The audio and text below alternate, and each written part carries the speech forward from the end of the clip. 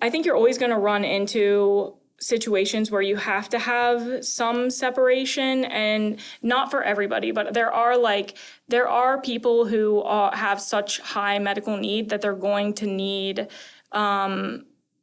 like a different placement just because they have to have like people hands-on like all the time, right? Like somebody to help them with like every aspect of their daily life, if that makes sense. Like the people who end up like after they graduate from high school might not end up in employment and might not go to the Walmart with their community. They might end up like at an adult day service because their medical needs are so necessary. So I think you're always going to have a little bit of that. But as far as like the DD world as a whole, yeah, and I know that there is a lot of push to move towards inclusion, and I do think that is very necessary, especially coming from a school that is considered like a private separate facility and a more restrictive environment. I think you're going to get parents who want their kids to be at separate facilities just because it makes them feel safer. But I think you're right that sometimes we're doing a disservice by moving somebody to a separate facility. We're almost setting them up for failure because you're teaching them that the world is going to cater to them a little bit. And I don't think that is the truth. Hey everybody, this is Tony. And this is Paul, and we are headed out on the road for the Friends for Life podcast world tour. So let's hop in the car and get going.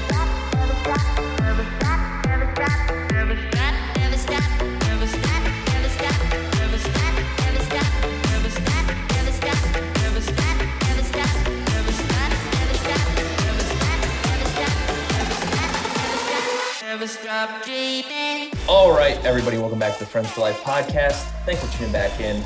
Today we have Kim Waldren here at the Licking County Board. How are you doing this afternoon? I'm doing good. Good, that's good to hear. So, one thing that, Tony and I are always interested in knowing, and you're a little fresher in the field. Yes. So how did you get introduced to working in the DD field? Because that's not a common path for everyone, Yeah, so my mom worked at Eagle Wings Academy, and before that she worked at Excel Academy, which was like working with kids that had like severe behavioral needs. And so from like a very young age I saw that, and I always wanted to be a teacher anyway, so I went to school to become an educator. And then when I got out of school, I went to work at Eagle Wings Academy. And then I worked there with Hannah Goodwin, who used to be a transition specialist here at the board. And she kind of told me when there were some openings here, and so I applied. Nice. So, I'm much newer to the field than Tony, who's been doing this basically most of his adult life. Yeah. What is a transition specialist? I heard that term used in a couple other episodes we did today, and I don't know what that is. Okay, so a transition specialist is somebody who works with our individuals on like employment, like finding a path to employment and like helping them get there, like connecting them with resources, helping them make transition goals while they're still in school, things that they can do to help them obtain community employment, which I just started as a transition specialist this Monday. Before that, I was a service coordinator. Okay. So I was a service coordinator since last year when I got hired, and then I just moved to a new position. So with that new role, so what kind of jobs are typically sought for people that are looking for a job that may have a disability? I mean, there's obviously not every employer will take people with disabilities. Am I right or am I wrong? Or is that? Honestly, I might not be the best person to answer questions on the transition specialist thing, because I just started this Monday and I just did my training stuff for that. But it's all supposed to be like, I know you hear that term like person-centered, but it's all supposed to be person-centered. It's like whatever that they want to do. And no employer can turn anyone away for having a disability. Obviously, that's against the law. But we talk to people and see like what kind of things they're interested in. And this is something that the service coordinator is involved in too, because we do like meetings with the individual to find out like what kind of things they like. And then we try to help them find a job or a community group or something that's going to build on that interest. Yeah, and it's weird because like I know employers are supposed to be able to not turn anyone away, but they can use any excuse that they want to not do that. So, I mean, Very true. It's pretty interesting to see because I don't know from my perspective, the most common jobs I see people with disabilities working out like regularly are like at grocery stores or Correct, stuff yeah. like that. Or, there's people around us like, my brain is fried. Lot of Industries, yeah, like industrial kind of stuff and packaging. And so just kind of curious, like where people, is that like, are those just easy jobs to get, because they're already kind of like pre-established roles or? No, so I think that a lot of that happens from, so like with transition supports, a lot of times you start with like a referral to OOD or something like that. And then they do like some kind of summer work experience or some kind of like pre-employment training or something like that. And they might do a job at like Rural King or at like, I don't know, Goodwill or something like that. And whatever the skills that they learn there tend to be like transferable to another job. So I think that's sometimes why you see a lot of that. Oh, okay. Makes a lot of sense. Yeah. With employment, this has always been a very, very touchy subject. I think when we get down to the nitty gritty of, the comprehension, I don't ever want anyone to feel as if that they're not capable of completing a task just because they don't think the same or maybe have the same dexterity that we may have.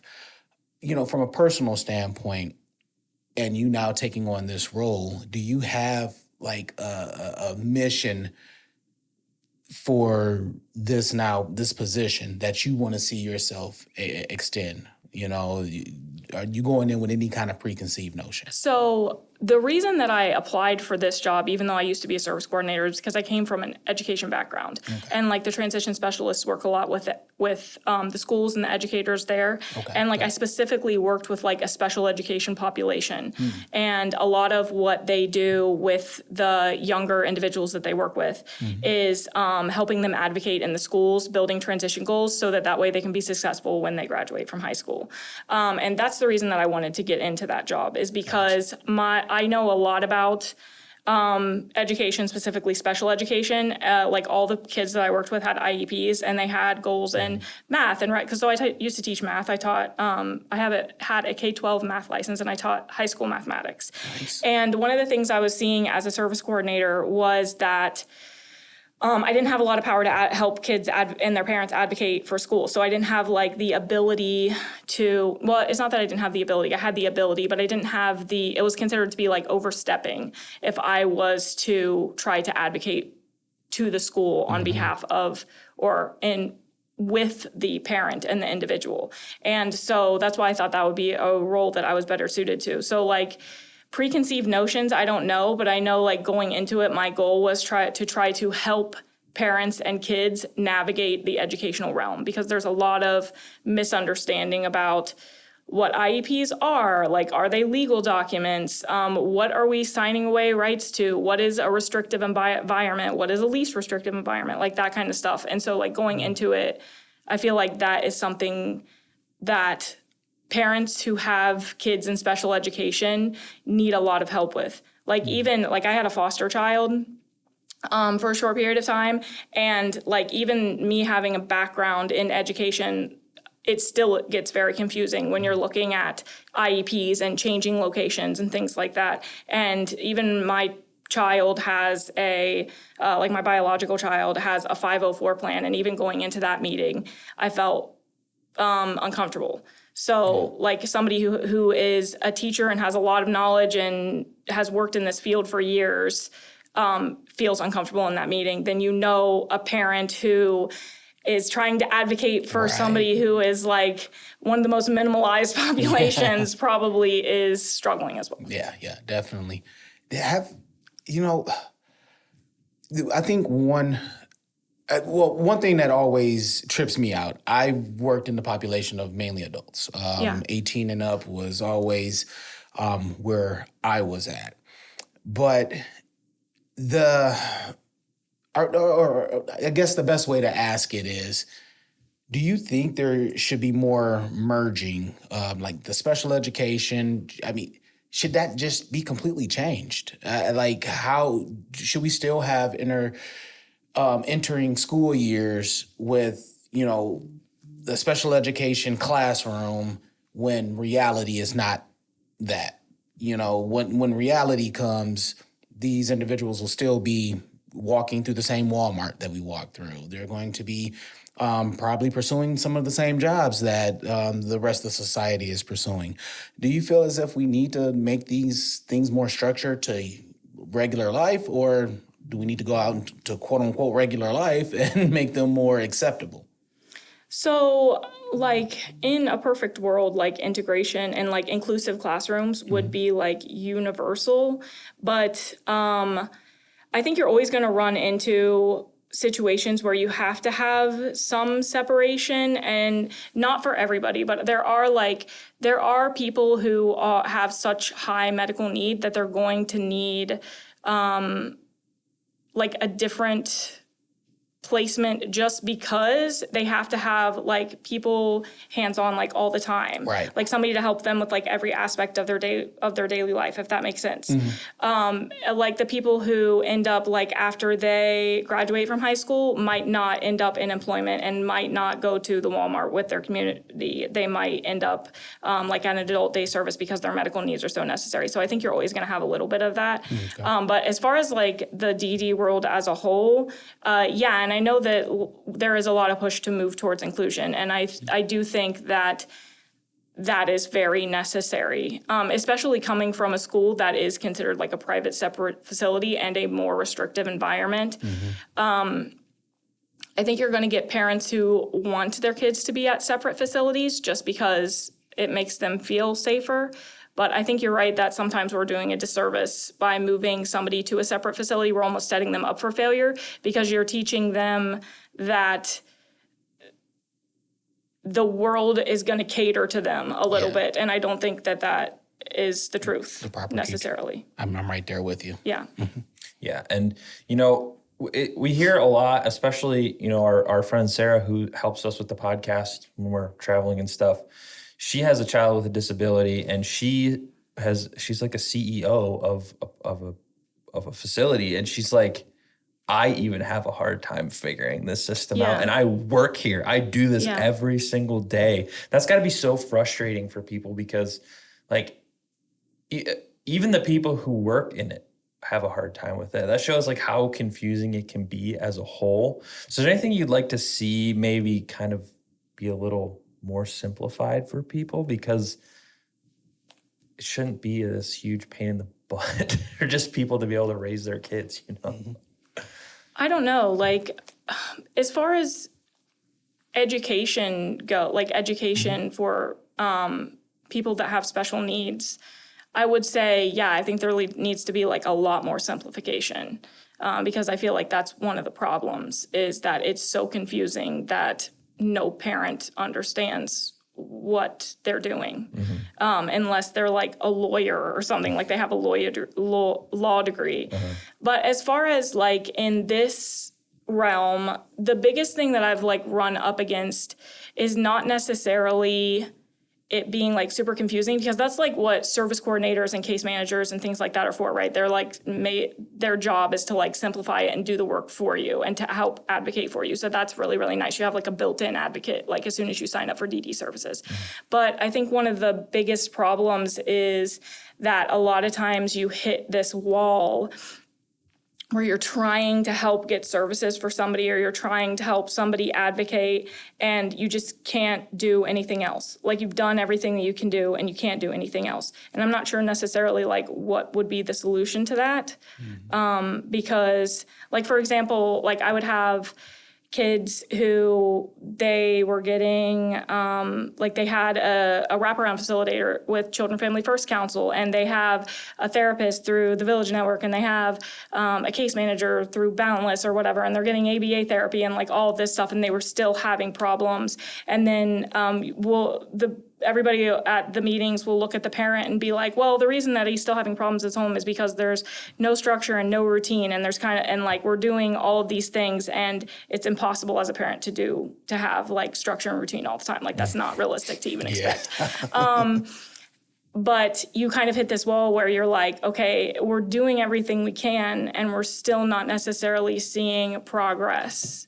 So I think that, like, I don't know that that necessarily is like, because I don't know that you can simplify it, right? That's like a really complicated issue, and a lot of times it relates back to like trauma and things like that. But I don't know. I guess I don't know if that answered your question entirely. Half the time, I don't even know what my question was when I ask Time it. the person gets done talking, you're like, I don't even know what I asked. So it's funny that you even say that. Well, while we're talking about this, because we're talking about special education, the numbers on special education have really changed recently throughout the United States, and there's already 7.2 million students ages 3 to 21 served under the Individuals with Disabilities Education Act during 2020 to 2021. That's accounting for 15% of all students. Like, that's a lot. A lot. So the numbers aren't going down, and they're even saying in this article that they will increase. So we're already behind the 8 ball in a sense in the school. So it's time for legislation and our teachers and our county boards to put all of this in play, if you ask me, which, did anybody ask me that? I don't think so. I don't think so either. But. With special education, how does that work with, like Tony was talking about, like integrating into classrooms and stuff like that. Like, I went to a really small grade school, and I don't even know if they had special education like classes or anything. I don't even know if there's anybody that needed them because the school was so small. I had like 12 kids in my class. Yeah. So like, from someone who has no experience in that, what's that system like? I mean, how does it operate? I mean, you go through a county board, or is it something that's like assigned? I don't know how any of that works. So normally when you start getting into special education services, it's identified by the teacher. So like typically you have a teacher who starts seeing like delays, and then they will let the parents know, and then they'll do evaluations and assessments. Like a lot of times, like people will go to Nationwide and have like a multi-factored evaluation to determine like if the child like has a diagnosis that would like qualify them for special education, first of all. It's normally noticed by the teacher, and then from there kind of the parent is wrapped in, and then you start getting administrators wrapped in and that kind of thing. Is there still, I mean, I would assume yes, but I don't know. I've never worked in the education system. Is there still like, with kids, is there still like a stigma of special education? Because 100%. Yeah. There still is it terrible? Is it like? I think that depends on what school you go to. Like if you go to, and I feel like this is true for any minority, like you go to a school that's like in a more like urban area that's really large, and you see a lot of diversity in the school, and I think you get less of that. But if you go to like a small rural school, you get more of that, because there's still like, some of it is just like the timeline, like in a lot of like more urban areas, or like schools that are more progressive, they've already moved to like more of an integrated inclusive setting. And then in schools that are maybe in like a more rural area, they haven't necessarily moved to that more inclusive setting yet. So they might still have like a special education classroom where kids go for special education or like get pulled out separately, if that makes sense. Yeah. Okay. And so, when that happens, like, what is each kid being like taught different things per like what their requirements would be for how they learn, or is it like a group setting, or how do those so it's different for every kid, and it's usually written into the IEP. So some kids will get like one-on-one, some kids will get small group because that's how they learn best, and then some group kids will get like an inclusive setting because that's how they learn best. You also have to take into account like least restrictive environment. At least according to the law, you have to take into account like least restrictive environment. I think we have had a little bit of like backstepping on that because of COVID, but for the most part, it's supposed to be just as person-centered as like an ISP would be in the DD world. It's an individualized education plan. It's supposed to be based on like what the kid needs the most. So as someone who, used to do that, how do you, as a teacher, how do you do that? Like if there's a group and there's a kid that needs one-on-one or like one-on-one education, is it just scheduled throughout the day, or is it like, how do you go about Like how do you only, determine it? Yeah, like is there only one special education teacher per school, or is there multiple? That depends on the school. Like a lot of times you don't even have like traditional like special education teachers. You have like intervention specialists, and then the intervention specialists will pull the kids out for like assisted learning. And then you have like a special education manager director for like each building of the school, and the intervention specialists like report to them. So you don't even really see much of like a special education teacher anymore, too much. But as far as like determining like whether a kid needs like one-on-one or whether they need small group, it's just like anything else. You just collect data through observation, tests, that kind of thing, and then see like, okay, when is this kid, like what environment does this kid perform the best in, and that kind of thing to kind of determine what goes in the IEP. That's interesting. I don't think we've had anybody on the podcast who's like specialized in education. No. It's all been like, Oh, I'm not specialized. well, I mean, I'm just saying like that knows about the education side of things, because it's always just been like personal stories, or that's why I'm asking so many like base level questions, because it's all. And again, I know very little even about it. And even for ourselves, we've been trying to get more local schools on, because I don't want to put it out all the way out there, but I have heard of some school boards not having some of the best practices with this, and not really listening to the families or the educators who are trying to teach them. So it's definitely something that people should be listening to and looking for solutions in.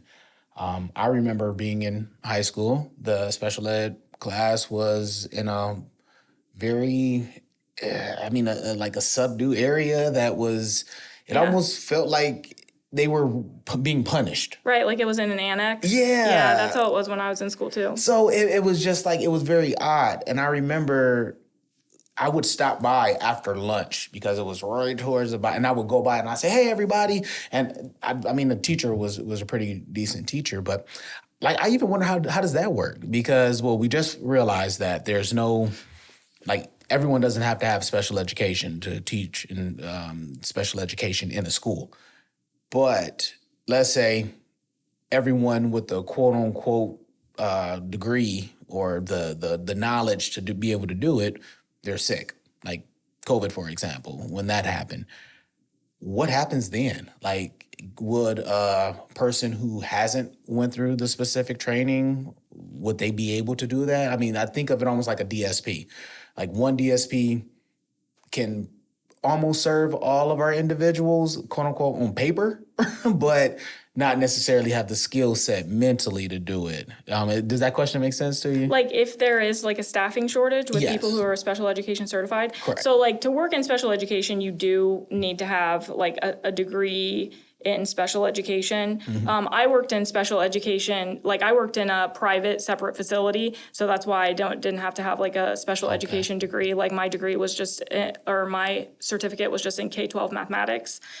But to answer your question, like, so if it's short term, you would just have like a short term sub, obviously like a substitute teacher. But as far as like a staffing shortage, I know that there is a shortage of intervention specialists. There is like a real need because, and the reason for that is because when you work in such a intense, high need job, there is massive turnover. So like I have a lot of friends who work in education and I have a lot of friends who are intervention specialists. And I can tell you that just in the past year, like 2 of my intervention specialist friends are leaving that industry and they're not going to another school. They're like going into like finance and accounting and like administration, like they're leaving education totally because the stress that's placed on teachers who work in special education is so high. Like you might have one teacher who has 12 to 24 IEPs that they are responsible for. And that doesn't seem like a really high number, but when you're talking about a kid who has very intense educational needs, because the point of an IEP is to make the curriculum, the regular curriculum, like the Ohio Learning Standards, accessible to anyone and everyone that comes to school. So when you're asking an intervention specialist to do that for 24 kids, to be able to plan and collect data and write, you get a lot of burnout really quickly. And as far as like coverage for that, I mean, I don't know. I feel like that's part of the problem, right? Like Right. I don't know that there is coverage for that. I think they just do the best they can to try to fill it. And there is a lot of people that go into education too. Like I feel like especially around here, we have a lot of teachers because our local campus, you can get your education degree on campus. It's like one of the few degree offerings they have. So I think at least in Licking County, I don't know if that's a factual statement, but I think we have a lot of educators in this area. Well, that's, a lot of the statements that we say are, should be fact checked by anyone listening. Yeah, that one probably definitely should be. I would say that 78%. 78% of my numbers are 50% true. Yeah. 20% of the time. 20% of the time. Well, it's just interesting to like get this dynamic because again, we are back to the main point of what we come to at every podcast is no matter what role you're in this field, there's not enough help. There's not enough people. There's not enough. And schools are notorious for having like terrible pay, like not Yeah, how many great times have we resources. seen protests and stuff about that? Like, Yeah. So like that, I feel like that's a tough combo. Not only are you working with someone with disability, but you're also working at a school which, unless it's like a wealthy private school, the resources are none. Usually, what is that? And it's really strange the things that get prioritized around in the United States. It's like the education should be pretty high up there, I would think. Oh, but yeah. It's like very towards the bottom. Yeah. And then if you add the disability layer onto it, it gets pushed even further. And we've had people on the podcast talking about, how a lot of this stuff they're talking about like diversity, equity, inclusion, all this stuff, and like how disability even gets left out of that a majority of the time because they just leave out the access portion of that. We actually had someone talking about that works at the Toledo Museum of Art. They were just like, they just forget about access for people with disabilities. Like it's not part of this whole plan and thing that people are working towards. So it's just really interesting coming into this field and like as someone who's not newer, but you're new to working at the board. Yeah. Do you see that, or do you feel that, I guess, kind of disabilities get left out of the conversation a lot of the time? Yeah. I didn't know that the board of DD was back here until I applied for a job. Yeah. Wow. Like when I went on my first tour with Elisa, like she was showing me all these like DD services in Licking County, and I was like, oh my God, I've lived in Newark almost my entire life and didn't know that this stuff was here.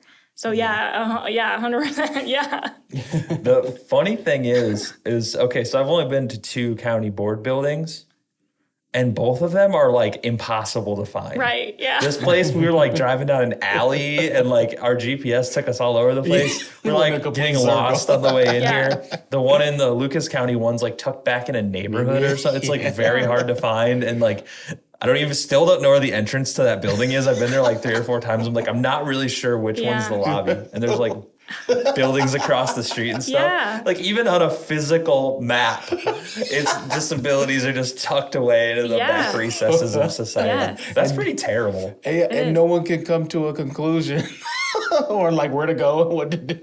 Yeah. I'm sorry, this is so funny because like I used to work there, and to be able to explain to people where to go, it was like you had to be in the group to know. Like, oh, go to the go to the U.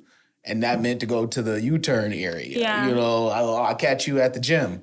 That was actually where the SSAs, they call where they work the gym because it used to be a gym. And it's just, we make things so confusing in this field. Yeah. Lots of acronyms, lots of random, we were talking earlier about red tape and all this stuff that people have to go through. And it's just like, I feel like one of the things with technology that's great is we're able to communicate better and we're able to talk and make things easier for people. But also I think with technology, we've just made things so much more complicated when they don't need to be. Yes. You notice that in the field at all? And like, in what ways are things more complicated? Because we talk to people that have been doing this for 20 years, 30 years, and they're like, yeah, this used to be great. And now all I do is like screw around with electronics and figure out how to enter stuff and do paperwork. Yeah.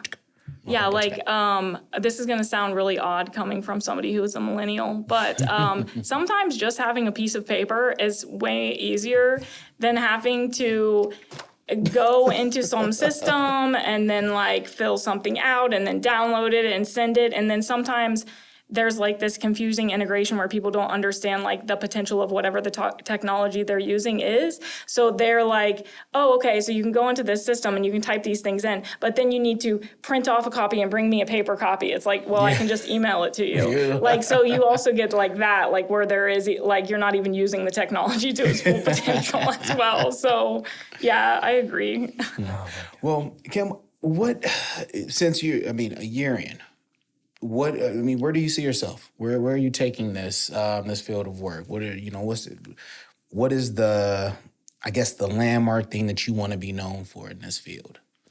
This is gonna sound really cheesy, but like helping people. I know that's probably what everybody says. Yeah, that's more than cheese. That's like nacho cheese. Yeah, exactly. That's probably what everybody says, like, but helping people. But like, okay, so one of the things that like the TSs talk about a lot, and I was just talking about with my friend the other day, is like the goal there is like people have a better sense of identity or a better sense of like, what do you call it? Like self-direction. They have a better sense of like who they are as a person. If they're involved in their community and they have a job and they have like a better feeling of self-worth because of it. So I feel like whatever your job is, it has to be something that makes you, that fits into your identity and makes you have a sense of self-worth. So when I say helping people, I guess I mean like, I want to have a job where I can help people because that's going to make, it's because it's kind of selfish at the end of the day, right? Like, because that makes me feel like I have a better sense of self-worth because I know that I'm doing something that means something to people. And even if you don't get like the feedback of like, oh, you've helped me a lot, like I appreciate everything you've done, you can still feel like you've done something worthwhile at the end of the day. But then there are those parents who send you an email and they're like, I couldn't have done this without you. You don't know how much that means to me. Right. And then that like just makes your whole world, right? Because that makes you feel like, even if I'm not doing much for that one person, it means a lot. Yeah, that's deep. I mean, because it's true. In the sense of, helping others, you have to be selfish because ultimately we do get it for ourselves. Yeah. I mean, I haven't done a single good deed that I just felt like crap about afterwards. I have. Well, it's signing up for this, huh? One of my favorite things is, so where I was talking about how, you should never treat people with disabilities different. Just treat them like any other human being, which can always be funny because, just like any person that you or I know, they can be jerks sometimes too. Yeah. And I remember I was in college and this, I just like, it doesn't matter who's around. I will hold the door open for anyone, like a man, woman, child, like I'll just hold the door. And I remember specifically this day, I probably shouldn't tell this story, but I'm going to anyway because who cares? So this lady's walking behind me in a wheelchair and I open the door and she goes, I don't need your help. And I was like, okay. And I let the door go. I was like, treat everybody the same, baby. So that is, that was a high. That, I did feel bad after that. That's the time I helped someone. You should. You horrible. No, I'm joking. Hey, you said you didn't want help, so I just didn't help you. No, I feel you. I'm right there with you. And that's not something you would expect someone to say. Like, I've never had someone say that to me since. Like, I don't need your help. Like, I'm okay. I have an 8-year-old, so I hear that every single day. Well, I don't need your help, Mom. Until that help is needed. Until they do. Need you. Until they want something. Yeah. It's more like, But, as someone newer, what would you say to people coming into this field? What advice would you have for them maybe? Because, like, the turnover rate is just high. This is regardless. Like, the pay isn't amazing. You're working out, like, maybe not in a job like this. You're not as working like 100 billion hours if you're like a DSP or something. But, if someone wants to get involved here, what advice would you give them as someone who is newer? Like how to make it through like the first year or so? Or I would say if you're going to get in this field and you want to be in it for the long term, that you have to be. You can't be somebody that gets your feelings hurt like really easily, and you can't be somebody that cares a lot about what other people think of you, I guess, because you have to be willing to do everything that you can to advocate for somebody. And if you are not somebody, because otherwise you're going to sit at your desk and you're going to be upset all the time. Like, you're never going to have like a sense of peace with what you're doing, because you're going to face a ton of adversity in this job. And you're right, you're not getting a lot of pay, and the job itself is rough. So unless you're somebody that can find like a sense of self-worth, a sense of peace with what you're doing, then you're not going to make it long-term, because you're in it for the wrong reasons, I guess. But then I would say too, like, to that, like, you have to be able to tell yourself, because there's a lot of, like, you were talking about government red tape earlier, there's a lot of like looking at people who are like fierce advocates for people and being like, well, that person is unprofessional, or that person is irrational because they are such fierce advocates.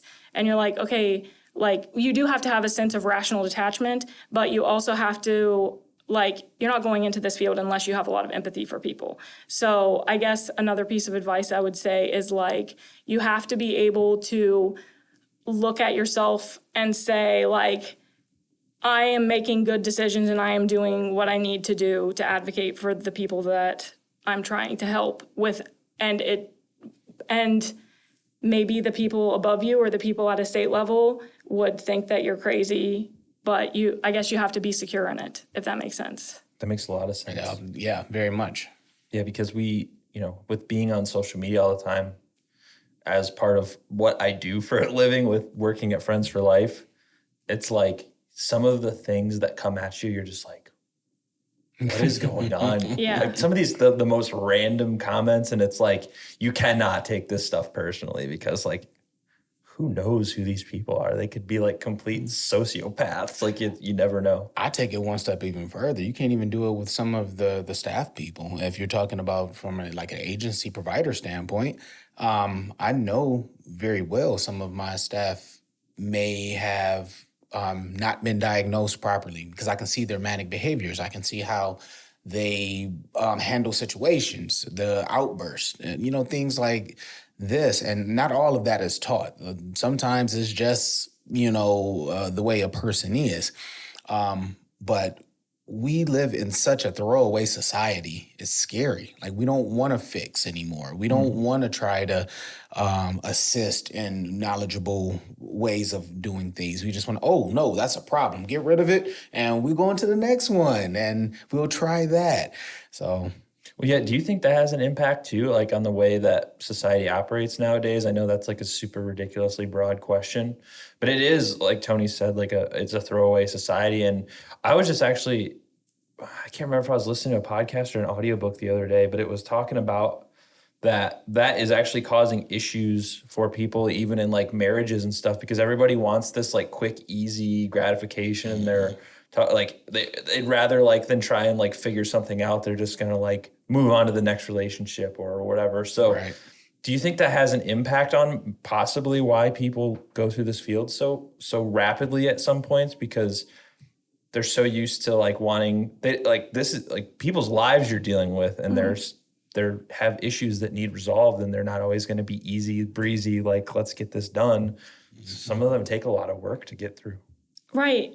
I agree. And like, also, I think I have to clarify a little bit of like, I think that part of the problem is like that we don't want people to get emotional about what they're doing, even though they are emotional about it. So if you talk about a throwaway society and easy fix, well, a lot of that is because of like the fear of emotion, right? Like you're afraid of like that hard like moment where you're like, oh, I feel something really deep right now. And a lot of people like want to run away from that, right? But you have to have the capacity to sit in it. Yeah. And so like, if you are like, just to give an example, like I was talking to this school one time, and there was this like really restrictive environment being used for this kid, and I didn't think it was like right or whatever. And so I'm like trying to advocate, but I can feel myself almost losing my rationality in that moment. And so like, just for transparency, I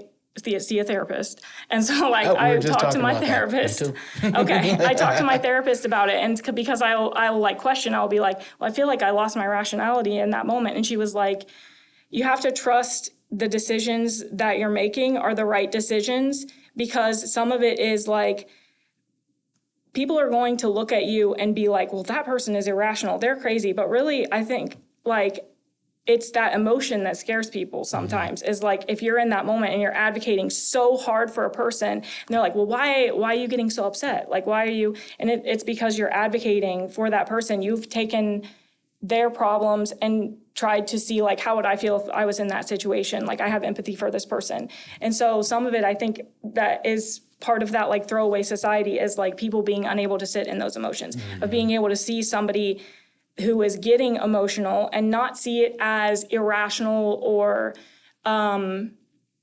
unnecessary, or like necessarily losing, because you can maintain professionalism and still be emotional about something. Correct. And not see it as like losing your professionalism, but recognize that it is that person being passionate about what they do and that they're not uncomfortable with being emotional to help somebody advocate, if that makes sense. It does. Okay.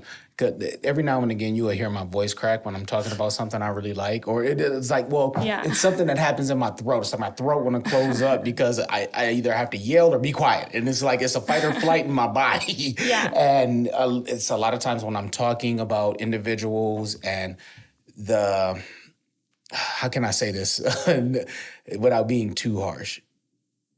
There are some people who just start these companies and do these things just for the payday. Yeah. And hey, to each his own.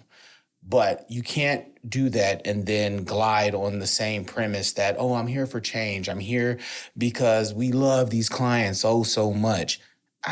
Show me through advocacy. Yeah. Okay? And that doesn't always come out to be how you said it. So, yeah, keep fighting. I love it. Well, it's easy to blame things on society and stuff like that. But I think that, like, just in the way that humans operate in general, like, we don't, especially in the United States, a lot more other countries have, like, societal, like, social norms that are a lot different than here. But in America, it's very, like, standard to, like, not deal with any of that stuff. Like, the consensus is, like, reading stupid, anything that involves, like, a bunch of, like, concerted efforts dumb. Like, this is a vibe, like, you get in the United States. And, like, I think that's why we have so many issues. Alexis is turning like a political thing. I don't know. But, like, no, because it's just like the simple thing. Listen to what people say. Man, I don't even care. That is the number one thing 90% of people say when they're pissed off. Well, I don't even care. Well, like, no, you do care. That's why you're mad right now. Right, yeah. So just say that you do care about it. And now let's break down the simplicity of it and how it can really be easier than what we're making it. Yeah. You might call it behind you. Both of those fruits are, all those fruits there, none of them are orange, but we can agree that there's fruit there. So let's agree on that. Yeah. Yeah, and it's a lot more difficult to confront, like, something that's going on. Rather, it's so much easier to just be like, I hope it goes away.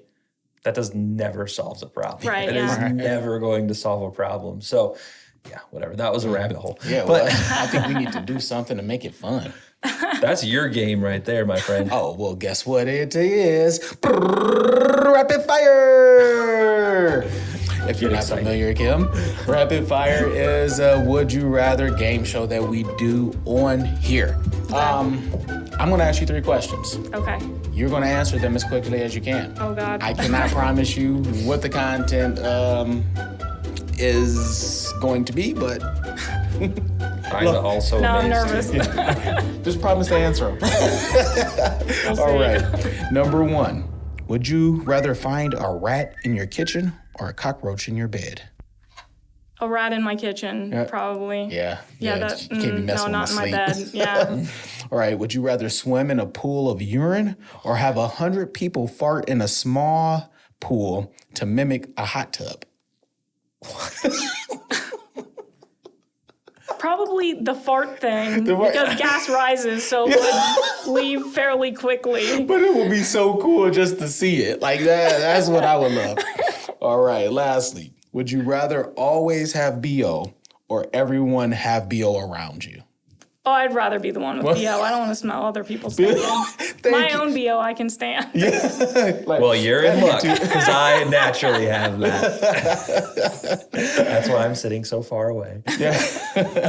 Well, it's been an awesome conversation. And thank you for giving your insight on something that neither of us knew about. Tony usually knows a lot about this stuff. So to see him stumped on a topic is really awesome. He's not the all-knowing Tony anymore. I know. You got him. But I gotta go educate myself. Is there anything that maybe you'd like people to know before we kind of wrap up here? Maybe about the field, about something that you think about a lot that maybe helps people with disabilities that you'd like the world to know, or not, or whatever? I would say, I guess, don't be afraid of getting your mental health needs taken care of, because I think everybody can use that piece of advice, whether you're in the DD field or not in the DD field. And I think sometimes that will help us deal with that, like what you were talking about of being able to sit in those emotions and be okay with adversity and being able to fight against adversity. That's a really important thing, I think, especially with ultra masculine people. They're like, I don't need that crap. Yeah. It's well, you're using other substances to probably take that away. So there's nothing wrong with that. As a guy with a beard, I'm saying it. Get your mental health checked out, because it makes your life a lot better. So thank you again. I'll let you get out of here, and people already know where to find you, because we've had the guests from the cutting board on the million times. So thank you so much, and have a wonderful afternoon. Thanks, Kim. You too.